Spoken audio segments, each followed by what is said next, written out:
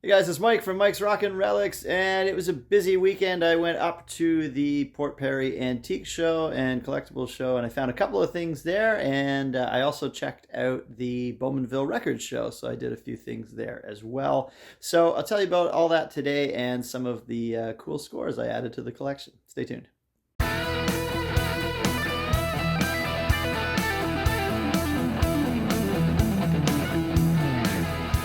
So the Port Perry Antique Show is a bit of everything. You find all kinds of little things there. It's antiques and collectibles, but the dealers don't tend to feature a lot of rock and roll items. I usually find some sports memorabilia and things like that I collect, and maybe some historical items that I collect. But finding rock and roll stuff there is a bit tricky. But I did find a couple things, so I'll show you that right now.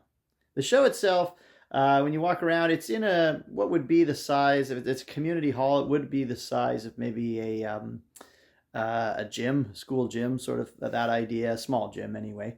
I don't know how many dealers would be in there, maybe 10 or 15. It's not the biggest show, but it's always interesting, and there's things that are kind of different that you don't see all the time. And I found some cool things that are non-rock and roll related, but only one or two items here that are rock and roll related. So let's take a look at what those are. Okay, so one of the first pieces I found there was this really cool Elvis Presley advertisement item for King Creole. This would have been for his movie and record that came out on RCA. So this is just an ad. It's probably been cut from a magazine like Life magazine or something like that. I'm not sure exactly what magazine this was in, but it's an ad from the 1950s. I just think it was kind of cool.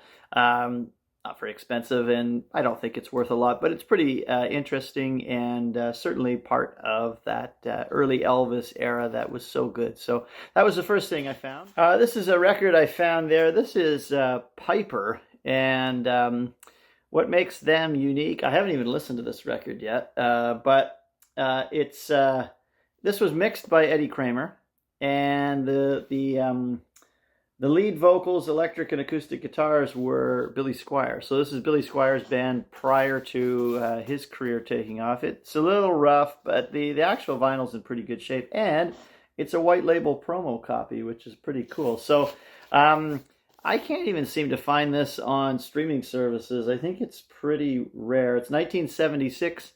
And a record I'd never seen before. So I don't know what it sounds like yet. I haven't listened to it yet. But if any of you know about Piper, please leave a comment, because this is a band that I am not that familiar with.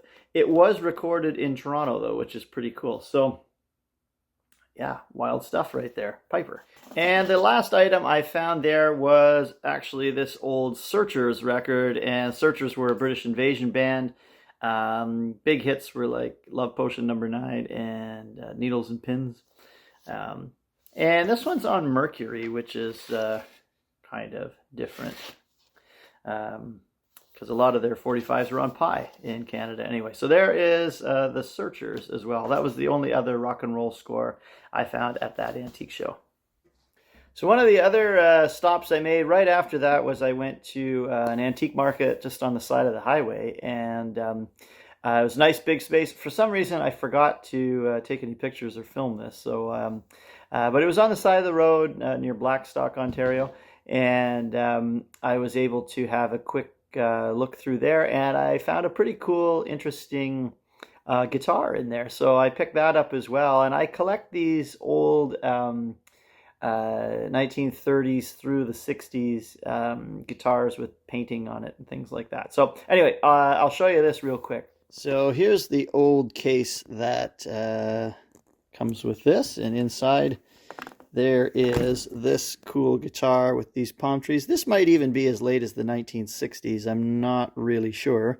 But pretty interesting guitar, and it even has the original pickguard. Those are just the screws, but that'll sit right there, and I'll put that together. And as I say, I do collect these kind of painted guitars. They're not really playing guitars anymore, but they look interesting, and the backs are pretty cool too. This is just kind of like a varnish or something they've put on, and the headstock Just no name, but pretty cool. Pretty cool nonetheless. And they're just a fantastic visual piece. I really like these. And as I say, I do collect these. If I show you up here in my studio, I've got this one back here, which is an old one with a Mountie on it. And over on this side, the Lone Ranger kind of on that one, which is kind of cool. They're pretty cool old guitars. They don't play anymore, but they sure look good on the wall, and I just like rescuing them. Well, then I checked out another record store in Port Perry before I left there, and this was it's a small shop. Had used vinyl and books and DVDs and VHS even and cassette tapes. It had the right idea. Had some Rolling Stone magazines when you first enter, which were pretty interesting. I didn't find anything for me that time, but I'll go back and try him again next time I'm there and see what else can be found.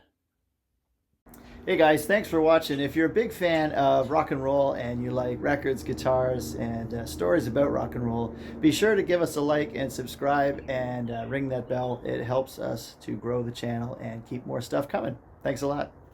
So those are some items I picked up by the Port Perry Antique Show and in the Blackstock area of Southern Ontario. That's kind of where I live, so it's near my place. It's about 45 minutes away maybe. And had a look around there. On Sunday, I went to the Bowmanville Record Show, and that's always a fun show. It's not a very large record show, but the guys that run it, Ron and Derek, are just fantastic guys, and they're in it for the right reasons, and they enjoy records, and they've just decided to put this show together, and people always turn up. It's great. I always find something, and even though it's not a very large show, I always seem to leave with something that I've never seen before or been looking for a long time. And they have a real knack of being able to track down kind of obscure records and things you don't see every day. And stuff with those two guys anyway is very affordable. Other guys a little bit maybe overpriced, a little bit expensive.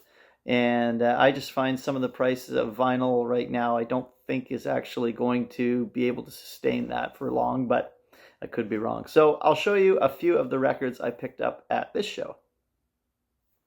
Okay, so here are some of the records I picked up. And this is Iron Horse. This is Randy Bachman's project kind of in BTO. He was still actively in BTO, but it was kind of winding down, and he did this on the side. So I've never owned this, and I just thought I'd try it. Iron Horse, Randy Bachman. This was one that I was so happy to find. This is Message from the Country, The Move. This is Jeff Lynne's band, The Move, with Roy Wood. This is an album I've been looking for I want to say like 25 years. So it was really good to track this one down. Move from the Country by The Move. Or sorry, Message from the Country by The Move. And this is on Capitol Records. Very cool. Next up, The Tourists. And this is Annie Lennox and Dave Stewart prior to the Eurythmics. So this actually, I was not really too aware of this record. And I ran into a fella there that I knew. And he said, oh, have you ever checked out this one? I hadn't. So pick that one up. I don't know what it sounds like yet, but I will see. And it is up there under their sticker is a gold promo thing, so that's, for what that's worth.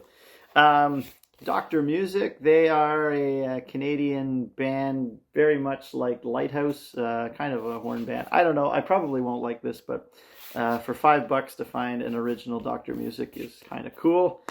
And the last two are Babe Ruth, and I have this record already, but my copy is not very good, and it's pretty scratched up. So this was a nice clean copy of that. First Base, this to me is their best record.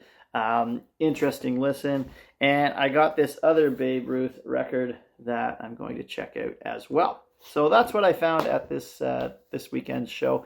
I like going to that record show. It's kind of low-key and easy to get around and kind of just enjoy some stuff. I also picked up at that show a whole stack of cheap $5 records to replenish, a bunch that I sold off actually in August. I sold a crate of records to a record store and traded it actually for a Nick Drake Pink Moon, knowing that the ones in there I would be able to find again. So I checked a few off my list and got another little run of those to add to my collection as well, just to kind of fill up the ones that I'd sold off and traded off. But I do that once in a while. I'll take some of the common stuff and I'll trade it on a really good thing, and then I'll just go out and work away at putting those common ones back in there. If I decide to replace them, some of them I don't. But it's a good way to kind of soften the blow on a big record and to also kind of clear out some space when you need to. So that's kind of the process I've always done with albums. But that was another little stack that I brought home this weekend as well. So that's what I found this weekend in the Port Perry Antique Show and antique shops in Blackstock and the surrounding areas, and Bowmanville Records Show. And I brought some cool pieces home to my collection. I hope you're out there enjoying this nice weather, doing the same thing and adding some cool things to your collection as well. And as always, I want to thank you for tuning in and subscribing and being a part of the show. This week on the show, I'm hoping to do a couple more videos about a Fender Stratocaster that I've picked up, and a couple of more of my record, the letter C this week, actually. I did the letter A and the letter B already of my collection, and those were well received, so I'm going to try to get the letter C out this week as well. So stay tuned for all that, and keep on collecting, and we'll see you next time.